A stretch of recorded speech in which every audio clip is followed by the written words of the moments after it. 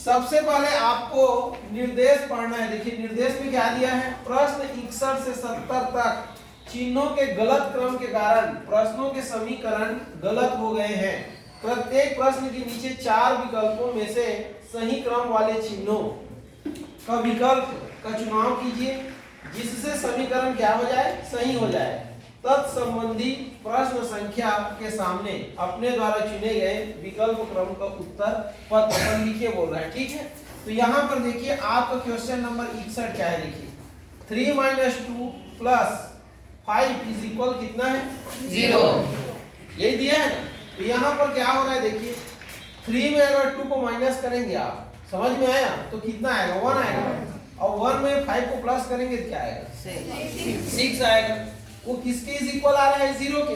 तो ये क्या है, गलत है कि नहीं है। तो आपको देखिए उचित चिन्ह दिया गया है। ये देखिए पहला सेट को देखिए, पहला सेट में 3 चिन्ह दिया गया है, दूसरे सेट में भी 3 चिन्ह दिया गया है, तीसरे सेट में भी 1 2 3 चिन्ह दिया है ना, और चौथे सेट में भी 1 2 3 चिन्ह दिया गया है। आपको ये चारों में से एक सेट का चुनाव करना है और इसको यहाँ पर क्या करना है, लगाना है। ये चिन्ह और ये चिन्ह को बदलना है। क्यों बदलना है, क्योंकि इस चिन्ह के कारण ये समीकरण क्या हो रहा है, गलत हो रहा है। तो आपको कोई भी एक सेट का चुनाव करना है, समझ में आया, ताकि दोनों पक्ष कैसा हो जाए, समीकरण का बराबर हो जाए। तो कैसे हम चुनाव करेंगे, तो चलिए लगा के देखते हैं। हमारा प्रश्न क्या है, देखिए 3 ऋण 2 धन 5 बराबर कितना है, 0। यही है ना। ये सेट को लगाते हैं हम लोग। तो ये सेट को लगाएंगे क्या हो जाएगा, पहले किसको लगाना है, धन, तो 3 धन 2 हो गया।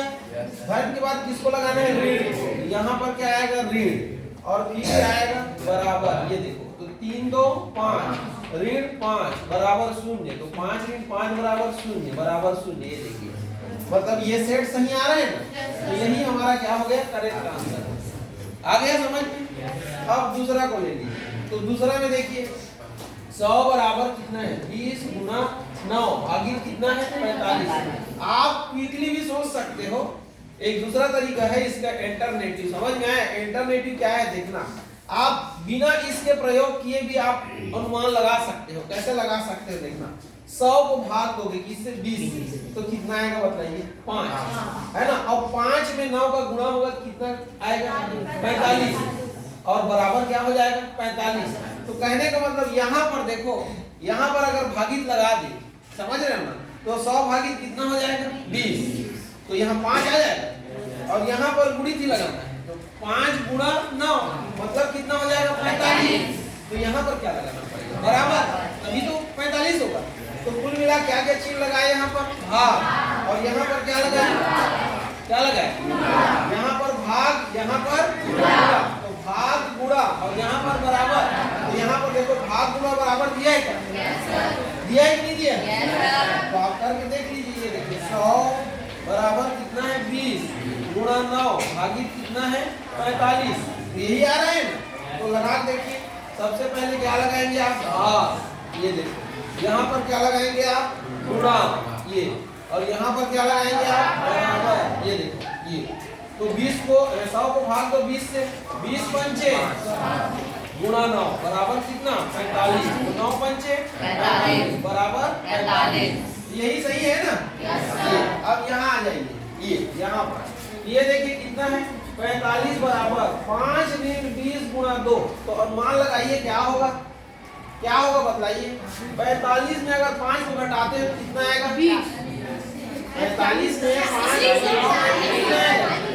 40 आएगा ना, और 20 गुणा 2 करोगे कितना आएगा, आएगा कि नहीं आएगा। तो यहाँ पर क्या लगा दे, मान लो क्या लगा दे, माइनस, और यहाँ पर क्या लगा दे, बराबर, और यहाँ पर गुणा का गुणा रहने देते हैं। तो माइनस बराबर और गुणा हुआ कि नहीं हुआ, तो इसमें देखो माइनस बराबर गुणा दिया, कहाँ दिया, माइनस बराबर गुणा। तो इसी को लगा के देखो, ये देखो 45 बराबर 5 ऋण 20 गुणा 2, यही है कि नहीं। तो सेकेंड आ रहा है ना। ये देखो 45 ऋण, इसको लगाओगे तो ऋण 5, फिर क्या है, बराबर, यहाँ पर बराबर हो जाएगा, और लास्ट में क्या है, गुणा। तो इसमें इसको घटाओ कितना आएगा, 40, और बराबर का बराबर ना, यहाँ बराबर था ना। अब 20 दूनी कितना हो जाएगा, 40। तो दोनों पक्ष बराबर आ गया। तो कौन सा आया, अब इसको देखिए कितना है 36 बराबर 6 भागित 12 और धन कितना है 18। तो क्या करेंगे, मान लो इसको इससे भाग दे देते हैं, कितना आ जाएगा 6 और इसको जोड़ देते हैं तो कितना हो जाएगा 18 और यहाँ बराबर लिख देंगे तो 18। तो क्या हुआ, यहाँ भागित यहाँ पर धन, भाग धन और बराबर। तो भाग धन बराबर है क्या, कहाँ पर इसमें यही है ना। तो लगा देखो कितना है 36 बराबर 6 भागित 12 धन कितना है 18। तो कितना हो जाएगा, इसको लगा रहे हो ना, तो 36 भागित 6 और फिर धन कितना हो जाएगा 12 बराबर कितना हो जाएगा 18। तो करो कितना हो जाएगा 6 धन 12, 6 6 36 होता है ना, बराबर कितना 18। तो ये 12 6 18 बराबर 18। ये देखिए तो कौन सा है, ये वाला आया ना। तो आप बारी बारी से भी कर सकते हो और यहाँ से अनुमान लगा के भी कर सकते हो, समझ रहे हो। तो दो तरीके हैं, ये बारी बारी से अगर आप करोगे ना, पहले इसको लगाओगे फिर इसको लगाओगे फिर इसको लगाओगे फिर इसको लगाओगे, तो शुरुआत में मिल गया, दोनों पक्ष बराबर आ गया तो ठीक है। अब मान लीजिए इसमें चौथा है तो आपको 4 बार करना पड़ेगा, इसलिए अनुमान विधि जो है कम समय में हो जाएगा, समझ रहे हो। अनुमान लगा बनाओगे, क्लियर है, ऐसे बनाना है आपको, ठीक।